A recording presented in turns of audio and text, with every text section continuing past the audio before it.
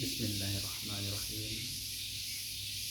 Assalamualaikum warahmatullahi wabarakatuh. Alhamdulillah bini'mati tatimmus shalihat. Asyhadu an la ilaha illallah wahdahu la syarikalah wa asyhadu anna Muhammadan abduhu wa rasuluh.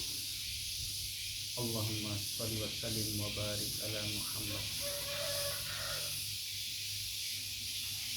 Sahabat kaum muslimin dimanapun berada, salam sehat Tibun Nabawi, sehat ala Rasulullah Sallallahu Alaihi Wasallam.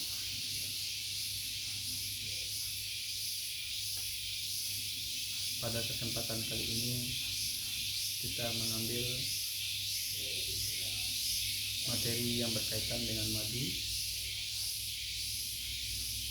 di dalam surat An-Nahl ayat 68 dan 69. Allah menjelaskan mengenai madu dan lebah. Namun pada kesempatan ini kita lebih fokus kepada ayat 68 berdasarkan poin-poin yang sudah dijelaskan di dalam ayat ini. Sebagaimana firman-Nya, A'udzu billahi minasyaitonir rajim.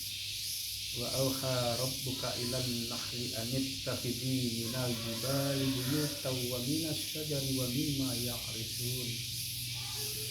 Dan Rabbmu mewahyukan kepada lebah, wahai lebah, buatlah sarang-sarang di bukit-bukit, di pohon-pohon kayu, dan di tempat yang dibuat oleh manusia. Ada beberapa dua penggalan kalimat dalam ayat ini. Wa auha rabbuka ilan nahli, dan Rabbmu telah mewahyukan kepada lebah. Ini yang pertama. Dan yang kedua, anittakhidhi minal jibali buyutan wa minas syajari wa mimma ya'rishun. Buatlah sarang-sarang di bukit-bukit, di pohon-pohon kayu, dan di tempat yang dibuat oleh manusia. Ini yang kedua. Di poin yang pertama akan kita uraikan. Wa auha rabbuka ilan nahli, dan Rabbmu telah mewahyukan kepada lebah. Ingat, kepada lebah. Siapapun yang merasa dirinya lebah, maka berhak mendapatkan wahyu ini. Namun siapapun yang bukan lebah, maka tidak berhak mendapatkan wahyu. Jadi wahyu hanya ditujukan kepada lebah, bukan kepada manusia, bukan kepada hewan-hewan yang lainnya. Untuk membuat sarang-sarang di perintah yang kedua, di poin yang kedua, anittakhidhi minal jibali buyutan wa minas syajari wa mimma ya'rishun. Buatlah sarang-sarang di bukit-bukit, di pohon-pohon kayu, dan di tempat yang dibuat oleh manusia. Sahabat kaum muslimin dimanapun Anda berada, jelas sekali ayat ini menerangkan bahwa wahyu ditujukan kepada lebah. Kemudian lebah diperintahkan untuk membuat sarang di bukit-bukit, di pohon-pohon, dan di tempat yang dibuat oleh manusia. Jika kita amati kondisi yang ada sekarang ini, bahwa madu itu banyak muncul keluar daripada fitrah ayat, perintah daripada ayat ini.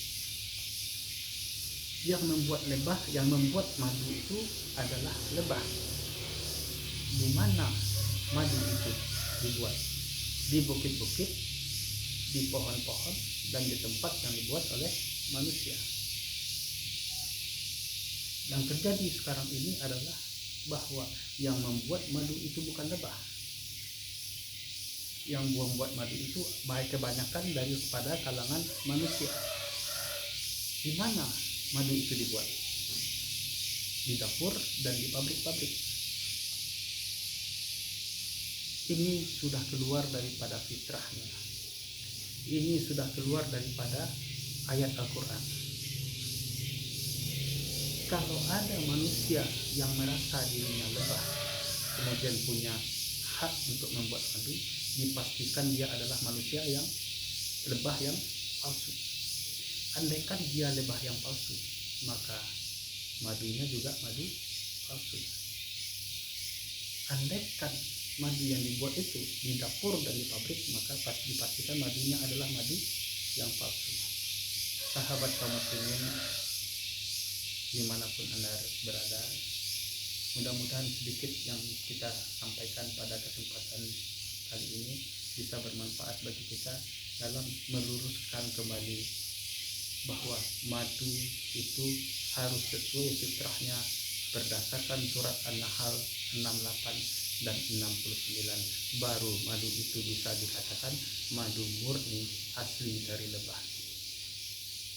Kalau di luar itu silakan Anda menjual, tapi dengan kejujuran. Jika Anda menjualnya jujur, kalau bukan madu lebah, katakan bahwa itu bukan madu lebah. Kalau itu adalah madu lebah yang terdapat di bukit-bukit dan di pohon-pohon dan di sarang yang dibuat domba, maka sampaikan bahwa itu adalah madu murni asli daripada lebah. Sallallahu alaihi Muhammad sallallahu alaihi wasallam. Assalamualaikum warahmatullahi wabarakatuh.